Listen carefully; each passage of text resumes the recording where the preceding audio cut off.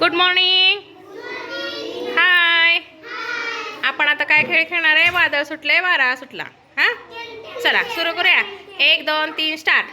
वादळ सुटले, वारा सुटला, वादळ सुटले, वारा सुटला, पळा पळा पळा, पळा पळा पळा, एका एका बोटीत, एका एका बोटीत 2-2 जण, 2-2 जण.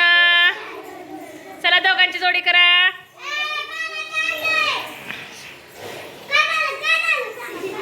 दोन दोन जोड पकडले का?